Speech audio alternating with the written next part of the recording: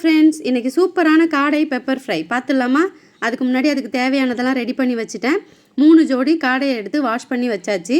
First வேலை என்னென்னா, சின்ன வெங்காயம் 10 சின்ன வெங்காயம், இஞ்சி பூண்டு பச்சை மிளகா 2 பச்சை மிளகா எடுத்திருக்கேன். இது எல்லாத்தையும் மிக்ஸி ஜாரில் போட்டு கொஞ்சம் ஒரு ஓட்டு ஒட்டி வச்சுக்கோங்க. இல்லை நீங்கள் இடித்து வச்சுக்கிறதுனாலும் வச்சுக்கலாம்.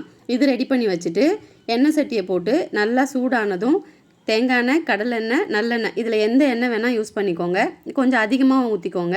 அது நல்லா சூடானதும் பெருஞ்சீரகம் அதை போட்டு அது பொரிஞ்சதுக்கப்புறம், நான் எப்போதும் சொல்லியிருக்கேன் எனக்கு கருவேப்பிலை ஃப்ளேவர் வந்து ரொம்ப பிடிக்கும் அப்படின்னு. அதனால் அது ஒரு கைப்பிடி நிறைய போட்டிருக்கேன். கருவேப்பிலை வந்து ஒரு கைப்பிடி நிறையா போட்டுட்டு அது நல்லா பொரிஞ்சதும் 2 பெரிய பல்லாரி நீட்டாக நைஸாக அரிஞ்சு எடுத்துருக்கேன். இதை போட்டு நல்லா வதக்குங்க. எவ்வளோ வதக்குறோமோ அவ்வளோ டேஸ்ட் நல்லா இருக்கும். அதுக்கப்புறம் இது சீக்கிரம் வதங்கிறதுக்காக 1 ஸ்பூன் உப்பு போட்டுக்கிட்டேன் வெங்காயத்துக்கு மட்டும். அப்புறம் டர்மரிக் பவுடர் இல்லாமல் நான்வெஜ் கிடையாதுல்ல, ஃபர்ஸ்ட் டர்மரிக் பவுடர் அதையும் போட்டுட்டு நல்லா வதக்குங்க. நல்லா வதக்குனதுக்கப்புறம் நம்ம அரைச்சி வச்சுருக்க பல்ப் எடுத்து இதோட ஆட் பண்ணிக்கோங்க. ஏன்னா அதுவும் வெங்காயம் அந்த ரா ஸ்மெல் போகணும். அதனால் அதையும் சேர்த்து இதில் மிக்ஸ் பண்ணி நல்லா எவ்வளோ கிளறீங்களோ அந்த அளவுக்கு வந்து டேஸ்ட் நல்ல காடையில் இறங்கும். சூப்பராக இருக்கும். அதனால் வந்து இது எண்ணெய் பிரிஞ்சு வர வரைக்கும் நல்லா வதக்கணும். நல்லா வதக்கிட்டு கரம் மசாலா வந்து நான் கொஞ்சம் ஃப்ளேவருக்காக ஆட் பண்ணியிருக்கேன். இதில் ஃபுல் பெப்பர் தான் நிறையா போடணும். உங்களுக்கு வேணும்னா நீங்கள் கொஞ்சம் நிறைய கரம் மசாலா போட்டுக்கலாம். நான் லைட்டாக போட்டிருக்கேன்.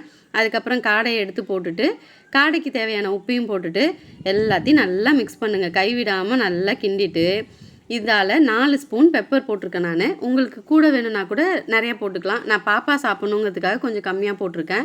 கரம் மசாலாவும் வந்து உங்கள் காரத்துக்கு தகுந்த மாதிரி நீங்கள் ஆட் பண்ணிக்கலாம்.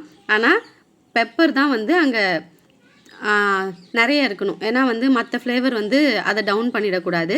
ஃபைனல் டச்சாக வந்து கொரைண்டர் லீவ்ஸ் நிறையா வந்து கட் பண்ணி இந்த மாதிரி போட்டு எடுத்திங்கன்னா இதை சாப்பிட்டு பாருங்கள். செம்ம சூப்பராக இருக்குங்க. கொஞ்சம் கூட மிச்சம் இருக்காது. ஒரு டைம் நீங்களும் ட்ரை பண்ணி பாருங்கள். எங்கள் வீட்டில் சட்டியே காலி ஆகிடுச்சு. அந்த அளவுக்கு டேஸ்ட்டாக இருந்துச்சு. நானும் இப்போ தான் ஃபர்ஸ்ட் டைம் செய்கிறேன்.